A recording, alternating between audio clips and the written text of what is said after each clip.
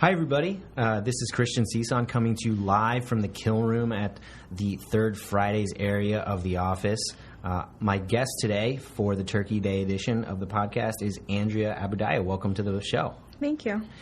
So, Andrea, you were on my show about 4 months ago, and we talked about this landmark, crazy, ridiculous decision, Tahir versus Iota Taxi, and it discussed the implications of finding a schedule loss of use with an LWEC, without an LWEC, non-schedule permanency classification, what the meaning of award was in terms of the parlance of our industry, and we had a show basically trying to predict how it would play out before judges and board panels in what we do.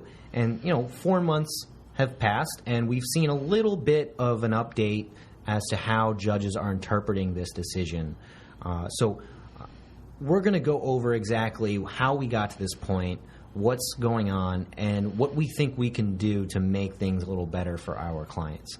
So to everyone listening, this is the Third Fridays podcast. It's a 201 level, or it's designed to be a 201 level educational series that talks about the issues discussed in our Monday webinar series. So that series deals with more background and beginning first steps to understanding key topics and concepts. This upcoming Monday, we're going to talk about how we evaluate exposure when you have a SLU case or when you have an LWEC case. What does the math look like, and how is it based on average weekly wage, things like that. For this 201 level series, we're discussing the specific sub-concepts attached to the outer underlying concept and how it impacts the way we practice, the way we litigate, and how we use that leverage to settle cases. So, before this decision even comes down, in a pre-Tahir world, right, we had a situation where LWEC would control, right? If LWEC was contributing to a permanent partial disability, a back, a neck, psych, anything like that, and there was some residual permanent disability, SLUs would not happen, right? Right. So before this decision came out that everybody was saying was going to revolutionize workers' compensation forever, if the claimant had a permanent disability to a non-schedulable site, then he would not be entitled to the schedule loss of use award. So if you had residual impairments to the neck and back, you wouldn't get any payments at all if you were working. And to be completely honest, it did have a weird distinction based on work status, right? So right. If you had a case with schedule and non-schedule and you were working, the claimant would be pushing for the SLUs while we would be pushing for non-schedule residual permanent impairment. Right, which typically we try to avoid because the neck and back pay more. Right. And, in our webinar series on Monday, we'll go over why if we really can differentiate between someone falling off a scaffold and having multiple back surgeries as a result of it, or a back sprain because you bent down too quickly while you were a bank teller. Right. But that's a soapbox issue for another day, right? So Tahir comes out and everybody is buzzing, like you said. It's gonna revolutionize the industry. To me, it looked like it was only going to muddy the waters even more. I think when we discussed it back in July, it wasn't really guaranteed that any prediction would be correct. Like, there's just different ways you could interpret this, right? And that's correct. And that still seems to a certain extent to be true. Okay. Yeah, so let's go over, the contradictions, right? I'm actually looking at the decision right here where I'm using 3 different colors, like I'm in law school for some reason, to differentiate the contradictions taken by the third department, right? And the first sentence says, absent a determination of the extent, if any, of the claimant's lost wage earning capacity due to his non-schedule permanent partial disability classification, the board did not err to the extent that it found that claimant is not presently entitled to a SLU award. So what that tells me, just that sentence alone, tells me that if claimant has non-schedule permanent partial disability, right, and it contributes to loss of wage earning capacity, then SLUs are still impossible, right? Just that sentence alone would say that, right? Yes. Okay. Now let's go to the second sentence in yellow. Claimant may ultimately receive an SLU award notwithstanding his non-schedule classification for the injuries that he sustained in the underlying work-related accident. Now, am I going crazy, or is that the exact opposite of the first sentence that I just read? Well, I can't attest as to whether or not you're crazy, but that is the exact opposite. All right. That's a topic for another day. I get it. But right, that's the exact opposite. It's a complete contradiction. And the first sentence is saying you can't have a schedule loss of use if you have a non-schedule classification that impacts your loss of wage earning capacity. The second sentence says that the claimant may receive a schedule loss of use award notwithstanding a non-schedule classification. Okay, so now we have two sentences in the same paragraph that contradict each other in our eyes. The third sentence then seems to kind of take a stand, but, as we'll see later in the podcast, the waters are still muddy, right? The third sentence, in orange, the claimant may not, however, receive both an SLU award and non-schedule award for the impairments that he sustained in the same work-related accident. Now, when we talked about that specific sentence in July, we attributed the word award to money. Right? So on the surface, that makes sense, right? You can't get double compensation for being classified because you have a 3C to your back and a 20% schedule to your knee. Right. That's exactly the case. And we interpreted award to mean money based on other cases that were cited to in this decision. Okay. So we predicted that this would confuse everybody, and what we've seen from judges is actually kind of a cross-the-line position, at least, as to how they're interpreting it, right? So tell us a little bit about what you've learned as to how judges are interpreting this case. Okay, so the judges are taking a specific position. When we have discussed cases before hearings not attached to a specific case that would appear before them, they're interpreting this decision to mean that if you get hurt and your injury involves your neck, back, and your shoulder, for example, you can get classified as having a permanent impairment to your neck and your back. You can get a loss of wage earning capacity awarded due to those injuries. But if you're not losing any time and you're not getting an award, you could still get the SLU award, which would be payable immediately. Okay. And then what happens, in your case, right? The claimant's working. The claimant gets the schedule. Yes.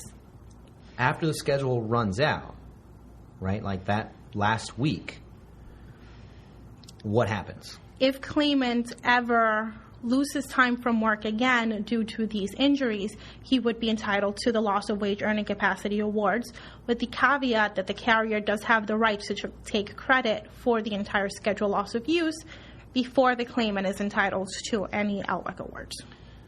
Which is, it's definitely confusing, but I actually see kind of the merits behind it, because in a wage replacement system, the fact that if that 20% or 30% schedule is real, like that's a legitimate permanent injury, then whether or not the claimant is working shouldn't affect whether he should be compensated for the loss of use, right? That's just the baseline theory behind his schedule. So I get that. And then I also understand that if there is an LWEC that the claimant can then take advantage of afterwards, it's problematic. But with that caveat that you mentioned, if we can take credit for the schedule that we paid, that also kind of makes sense too. I think there are problems lined up with how we get to that decision, right? Because workers' compensation in general is designed for parties to come together and make agreements with each other as to SLU, as to LWEC, as to indemnity-only settlements, full and final settlements, even anything, right? It's designed so that parties can come together and make an agreement where the agreement makes sense. And to me, this decision makes little, if any, sense that parties are now in a place where they're kind of they kind of don't know what to do, because what they've grown up doing is litigate until you get to a point where both parties finally reach an agreement. But if there's no baseline to really work off of in how you litigate, how can you actually be settling with the right theory behind that? It doesn't make sense to me that this decision is impacting settlements and the ways that SLUs and LWECs are now found. So the fact that there is a mode or a method that judges are now using based on this decision, and it's across the board, it's kind of scary, because we know that the Court of Appeals is probably going to be talking about this issue very soon, right? And the judges know that this is going up to the Court of Appeals, and they know that there's a pretty good chance that this is going to be overturned. And if this is overturned, they don't want their decisions to be affected by the new change of law.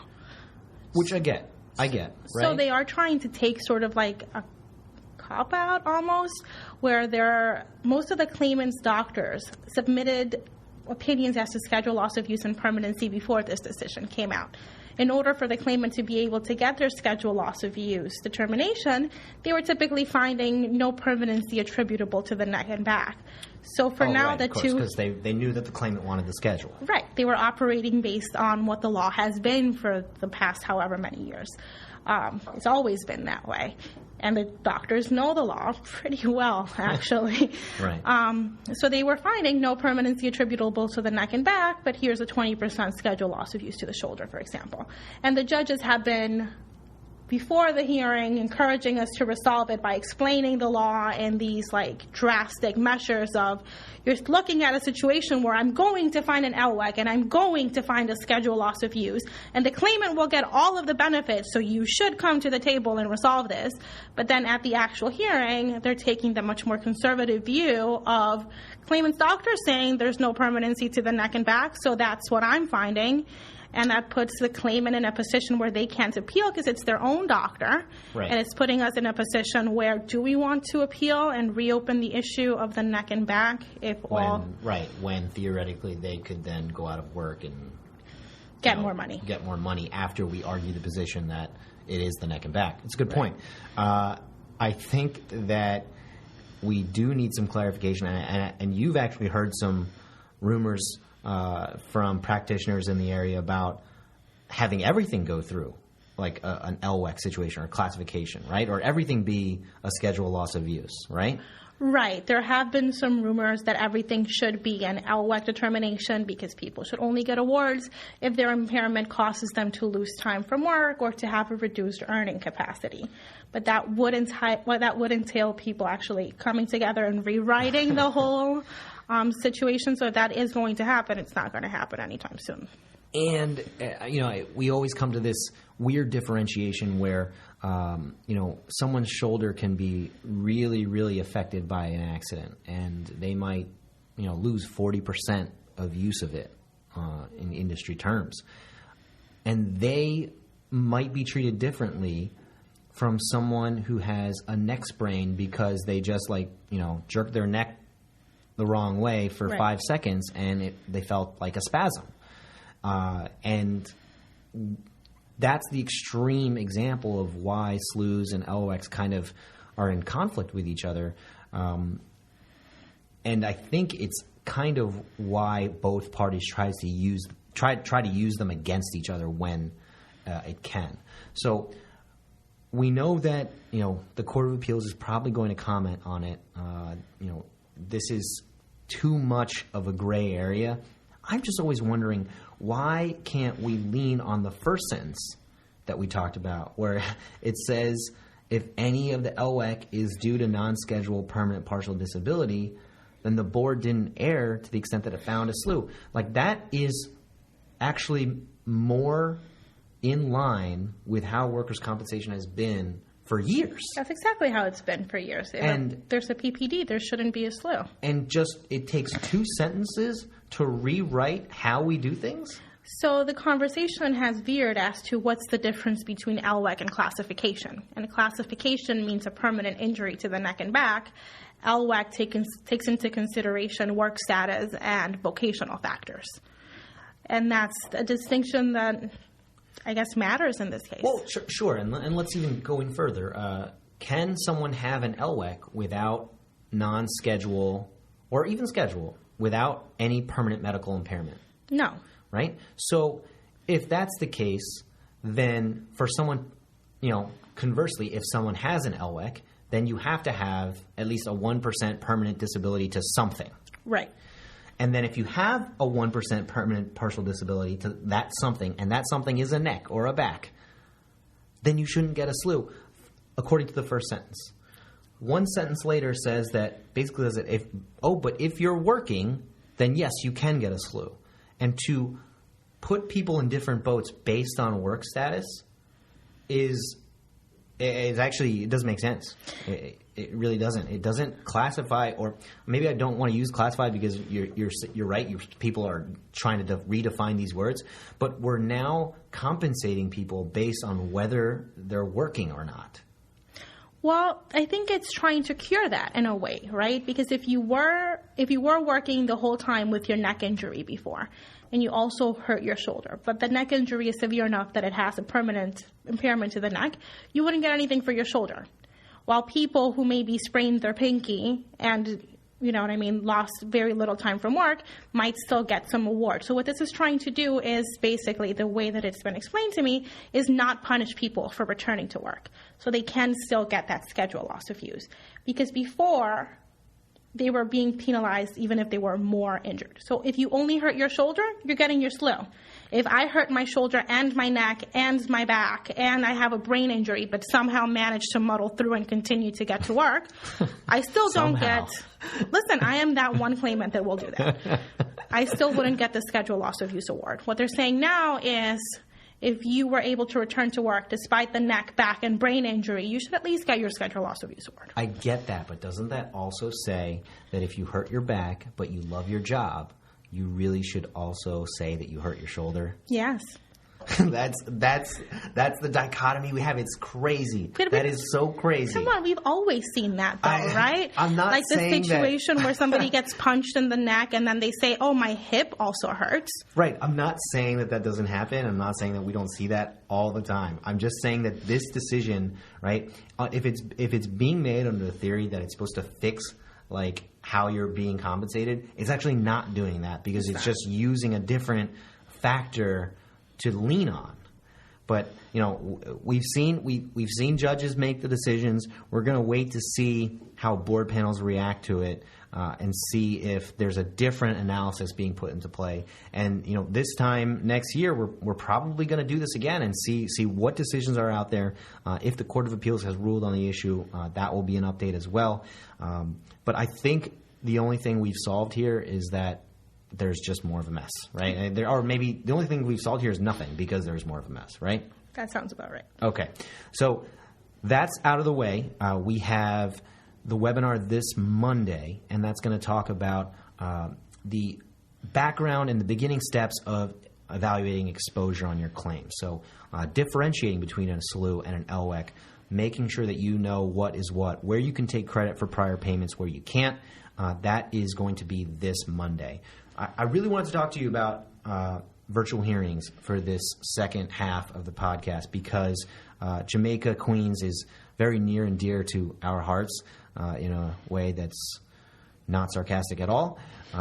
But it's the last. It seems like it's the last bastion before this movement really gets its foot in through the door and smashes it down, because it's the biggest hearing point by far. Most claims go through Jamaica, or more claims go through Jamaica than any other hearing point. And it's also seen the most resistance from practitioners in that hearing point. And lo and behold, the rumors are true. Jamaica Queens is going virtual in a very, very short couple of weeks. Is that true? As of December 3rd, all Jamaica hearings will be virtual. And everybody here in Lois Land is cheering, jumping up and down, because we can save our clients, we can save you guys a lot of money in being able to handle claims in the office, while also saving us time so that we can go through your other claims and providing the customized defense that we really provide to you. Talk to me about virtual hearings, at least as it relates to the vibe in Jamaica. it seemed like there were a lot of technological issues that kind of delayed Jamaica from becoming virtual. Is that true? That's correct. And the Jamaica Hearing Board has been working to try to fix those issues. It appears that they have been resolved, which is why they're moving forward with the launch date of December 3rd for the virtual hearings. So far, people aren't very happy about going virtual.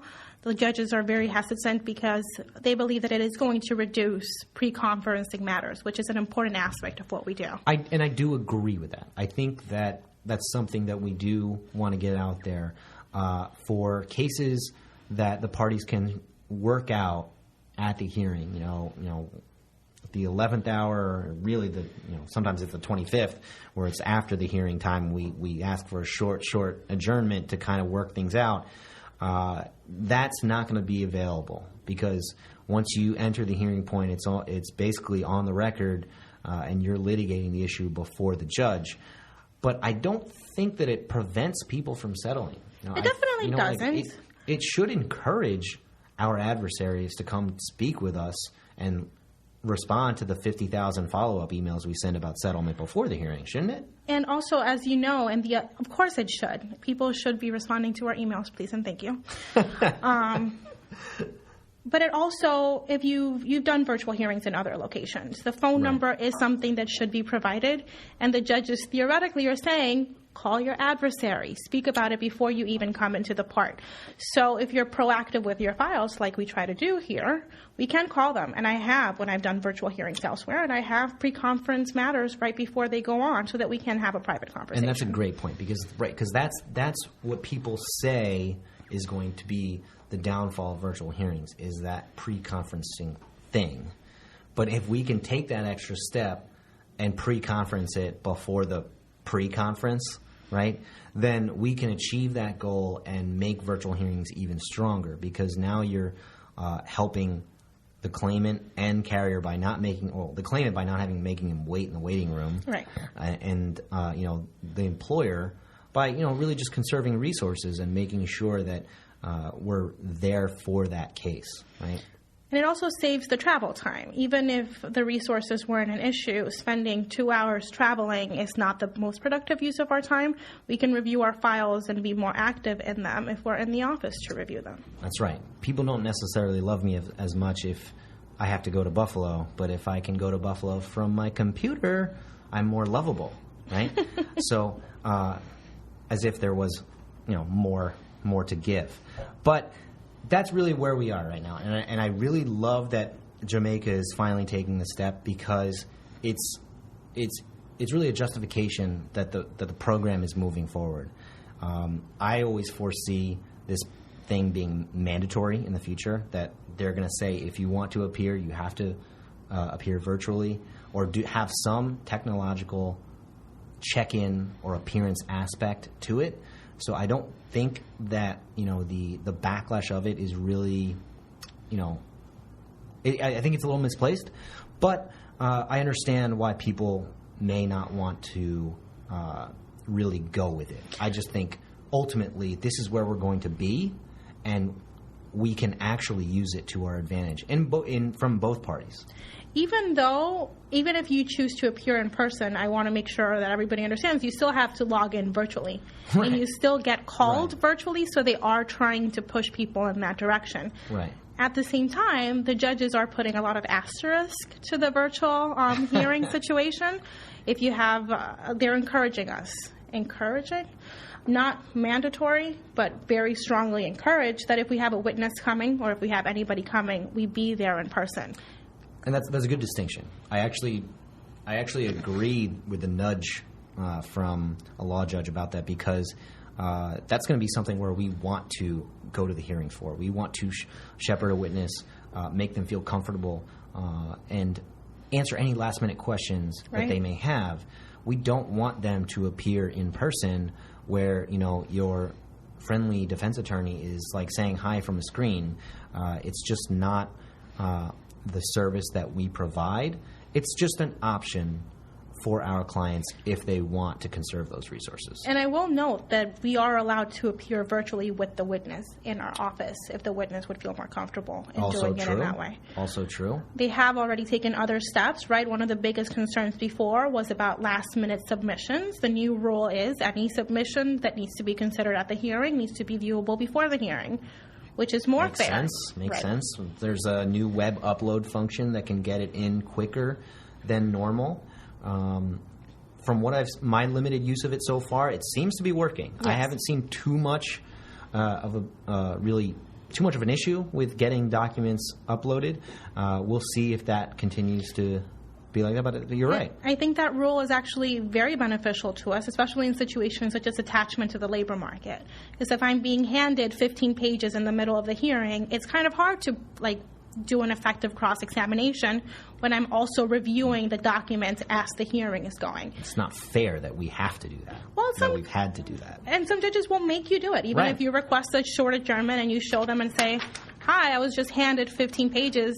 If you want to give me at least 20 minutes to review these, the judges are like, nah, let's go.